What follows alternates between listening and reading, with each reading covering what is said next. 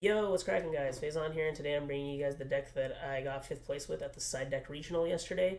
I went X1. It was very unfortunate because all five people at top five went X1, and I was the only one who bubbled out of top four. But you know, it happens. Tiebreakers can be a pain. I decided to play Eldlich. I know it's shocking. I'm still on this terrible deck, but we played Trap Eldlich today, and I decided to do something a little different. We played a going second variant of Eldlich.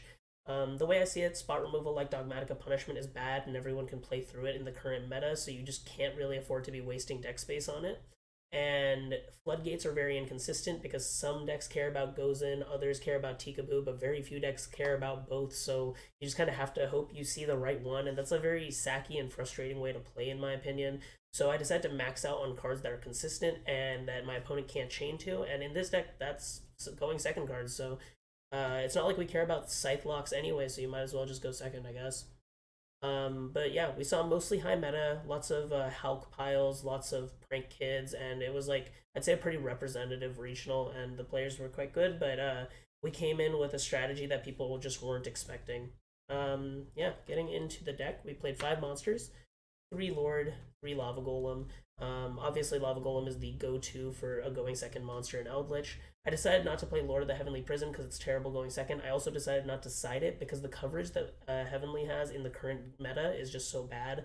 The only destruction cards in the meta really are Twin Twisters post side and Harpy's Feather Duster post side, but it's like the thing you're more concerned about is a negation and destruction, like a Baron or a Herald of the Arclight, and that means you've already activated the face down card, so Heavenly won't protect it anyways. I would rather have cards that have better coverage rather than worrying about like the four cards that can blow me out. And I think it did pay off in the end. Moving on to the spells, we played three Eldland. This is pretty bad when they set up a Herald, but I decided it needed to be in the deck because it's a great going second card against like Flunder, especially because it forces out the Dreaming Town before you go into your setting cards, because the alternative is they use their Dreaming Town to get into Mega Ryza and bounce your cards, and you're playing on half a board, and then you're definitely losing. We decided to play Pot of Prosperity rather than Extravagance. The reason is, in this particular version, you don't need to see more cards, you need to see specific cards, and digging for six is just more valuable than drawing two. And on top of that, I like the fact that I can use it after baiting a negate or after using Lava Golem rather than using my Extravagance and just having it negated by Baron anyways, right? And then for the final spell, we played Super Poly. Not much to say here. Super Poly's crazy. It's live in every matchup except arguably 10E decks, but even then I was able to resolve it multiple times if they like ended on an Ogre or something, because I was able to use Lord to force out an emergency teleport that was face down. They go into Ogre. I super poly the Shishao and the Ogre into a Mud Dragon. And then in this like new game state, they attempted to summon a 10E monster. I called Mud Dragon effect, changing its attribute to the same attribute as the 10E monster, and then they weren't able to target their own 10E with Blackout. And it just left them in a really shitty situation because I was sitting on a Mud Dragon. They had like an Ashina or Adhara or whatever. They couldn't use the Blackout, and I had a Gozen face up as well. So they were just stuck, and I was able to grind it out like that. Moving on to the traps, we played the standard Eldritch package of 3 Sanguine, 3 Conk, and 2 Hawk. Honestly, don't reinvent the wheel. These ratios are perfect. You never need the third Hawk if you play properly, and all the other continuous cards in the Eldritch deck suck. Moving on to the Floodgates, we played 3 Skill Drain, the best one, and 3 Tikaboo, 3 Gozen, the ones that are a little more inconsistent. Yeah, honestly, very few decks can play through both, like I said. So if you open both, that's like perfectly fine. You just pitch one off of Lord. And post side, you just get rid of the one that's useless. Overall, I'd say that it's an unfortunate reality that this is just kind of the way you have to play. But it wasn't terrible. I just wish that floodgates weren't so inconsistent right now. Then moving on to our blowout cards, Torrential's the best one. I didn't play Needle Sealing just because some decks don't really play into it, and I hate having to use my own Eldritch Traps just to make it so that there's 4 monsters on board. It feels like a very unsatisfying way to use my traps. And then 3 Strike, 3 Judgment. I like cards that people can't chain to. I know you're not maining Reboot, right? So might as well just play all the counter traps. Moving on to the extra deck, here is where it gets quite spicy. We played the Link Spider and the Imduck. We played the Lina. This was fantastic, especially against Cyber's Eldlich, which I saw a number of times over the course of the day. You bring back their Lord, and now your Eldlich traps are alive. It's incredible. We played Gustav. This was great into like especially the Prank Kids matchup in a simplified game state. They just can't grind. I was able to resolve Gustav twice per game. Pleiades standard. It was great. And then we played a bunch of super poly targets. We played the Mud Dragon, the most generic one.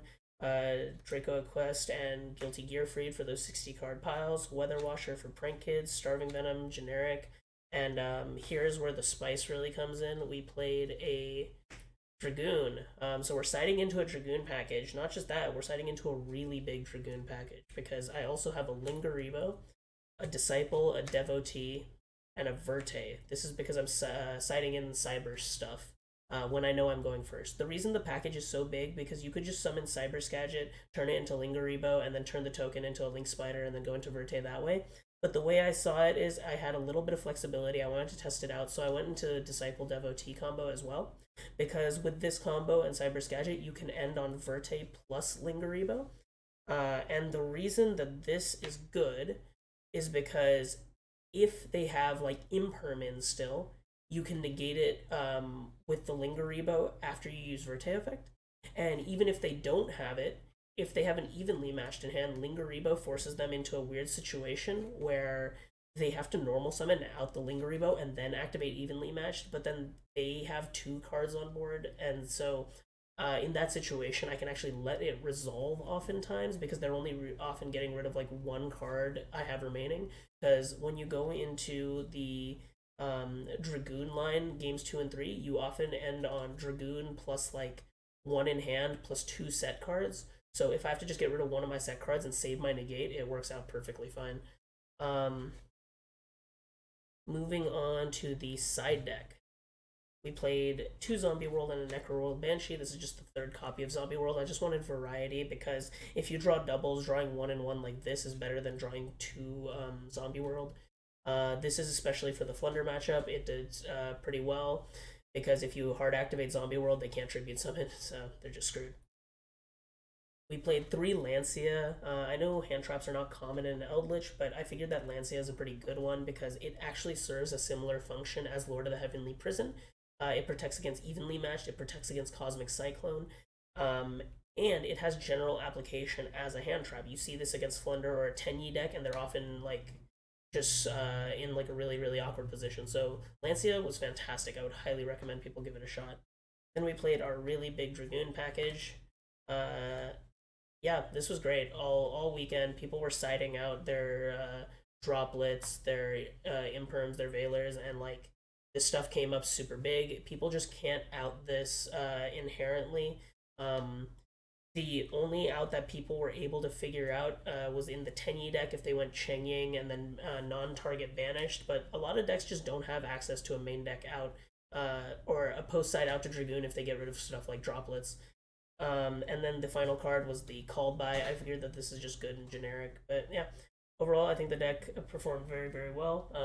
I think that this is definitely like quite gimmicky, as I mentioned, but I would highly recommend people give it a shot because if the opponent isn't prepared, which they never will be, it's definitely gonna snag a lot of victories. But yeah, let me know what you guys think. Leave a like, comment, and subscribe. Let me know what I'm doing right and wrong around here, and I'll catch you guys later. Peace.